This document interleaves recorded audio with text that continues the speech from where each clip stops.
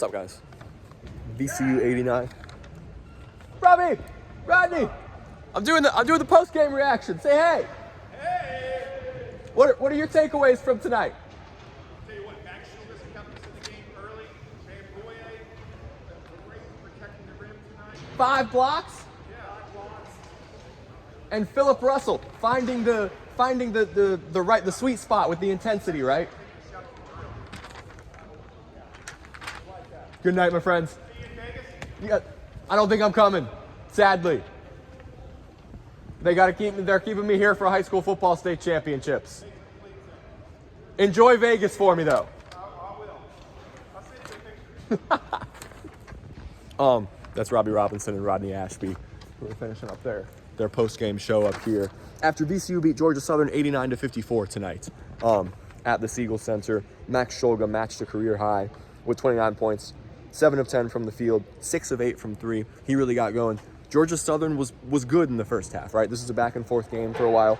Eagles only led for 5:19, all of that in the first half, before VCU was able to pull away with a 12-1 run to open that second half. We'll get to that in a second. But it was back and forth in the early proceedings, right? Scholga kept VCU in the game, kind of carried them offensively early on before everyone else found their rhythm. Joe Bamisteel has led the Rams in scoring on the season, not his night tonight. And other guys stepped up, right? Philip Russell, 17 points, 4 of 9 from the field, 8 of 8 from the free throw line. VCU, 27 of 34 from the free throw line. Michael Bell said in the post-game press conference that was part of the scouting report on Georgia Southern, right, is that VCU felt like they could get to the line consistently tonight. Eagles aren't great in transition defense. VCU was able to exploit that. 14 second chance points, 10 fast break points, 16 points off turnovers. Rams assisted on 18 of the 25 made field goals tonight. Ball was moving around well. Ryan Odom said that they kind of switched things up in the second half. They were trying to use ball screens in the first half for Scholga, and he obviously got going offensively, and then they switched it up to get him free with off-ball screens and him moving more, not bringing the ball up the floor with other guys initiating the offense, and him being more of the primary point as a scorer in the second half, because, man, he was feeling it. And Max said after those first couple went in that he knew he was on tonight. That was his VCU high. His previous VCU high was 26 points. Had 29 tonight, matches his career high, which he had at Utah State when he was there with Ryan Odom. Philip Russell, 17 points, and is finding that sweet spot with his intensity, right? Obviously in Charleston, he struggled for a few games and was not able to stay on the floor with foul trouble. And Odom, so many guys around this program have talked about what Phil brings to this team in terms of his competitiveness and intensity. And we've seen great moments like that this season. We've also seen it bubble over sometimes and hurt Phil because he couldn't stay on the floor due to foul trouble. Seems like he's starting to find that sweet spot. Odom said after the game that they had a lot of conversations with him after Charleston about needing him to stay on the floor and be a little more conservative with his defending, use that intensity. Max Scholga, Luke Van Boye, Michael Bell said they feel like he's the best defender on this team. He drew 2 offensive fouls tonight, the second of which was really in an emotional sequence in that second half that I think him and Van Boye were the highlights of. We'll talk about Luke in a second.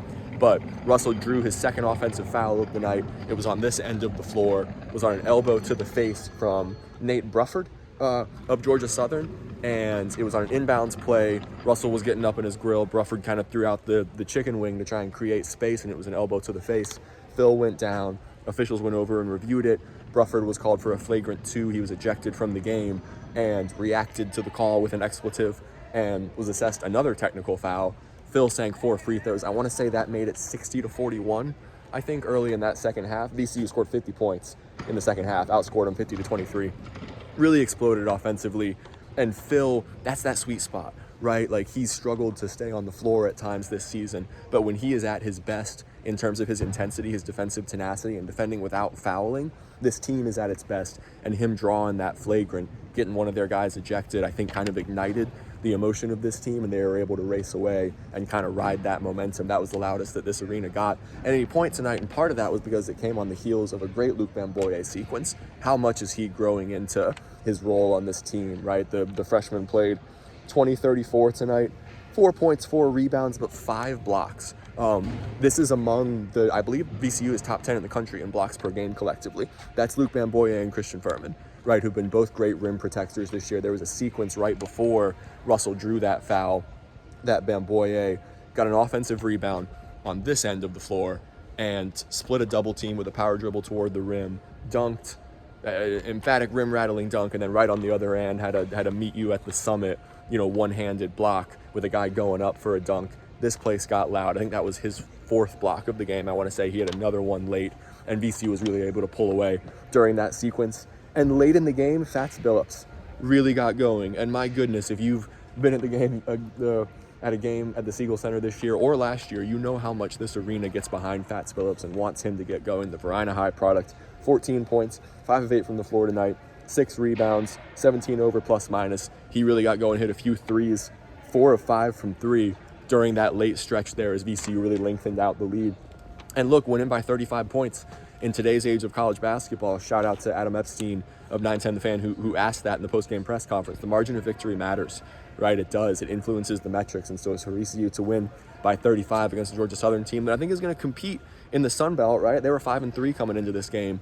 Is a really good result tonight after a lackluster first half to be as dominant in that second half as VCU was. Ryan Odom talked about how much he felt like their defensive pressure was a big part of that. There was also at the part of that sequence when they ran away with things, there was a trap on this end of the floor in that corner that I'm pointing to over there where Jack Clark and Max Shulga doubled on a Georgia Southern inbounds. Clark got the steal, fed Joe Bamisile crashing to the rim, and Bamisile had a dunk. That was part of how VCU pulled away in this game. And I think they're 7-2 now. To this point in the season, the best basketball that VCU has played is when they're able to pick up full court, turn up the defensive intensity, trap, get offense off of their defense. And that's a familiar trend for VCU fans and for this program, right? An arena and a program that has for so long fed off of live ball turnovers dating to the Havoc era. You're seeing a little bit of that with this team. It's certainly not Havoc, but they're picking up full court much more than they did last year. With the depth on the perimeter, this team wants to create some frenetic sequences defensively. That was how they built that big lead against Nevada and Charleston that slipped away late, but when they've played their best basketball this year, it's been when they're picking up full court, they're being frenetic defensively and creating turnovers, and that leads to offense. Quick update on Zeb Jackson, who only played 8:35 tonight, exited in the first half, did not come back in the second half. Ryan Odom said that is an injury. It's something that Zeb has dealt with before. I don't want to guess there because Odom was not specific about what it was, but he did say it's not related to the fractured hand that kept Zeb out of the first 4 games of this season. So some injury news to keep an eye on there going forward for Zeb Jackson. But again, VCU 89, Georgia Southern 54. Max Shulga matched his career high with 29 points. He was magnificent tonight. Philip Russell, 17.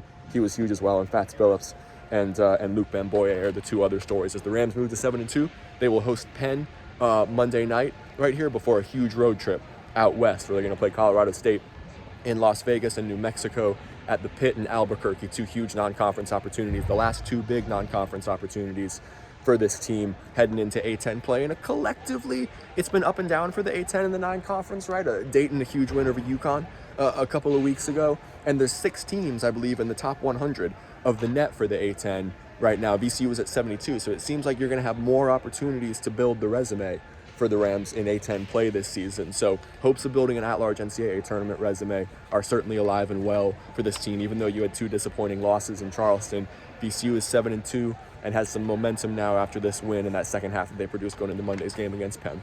So I'm Zach Joachim from the Richmond Times-Dispatch.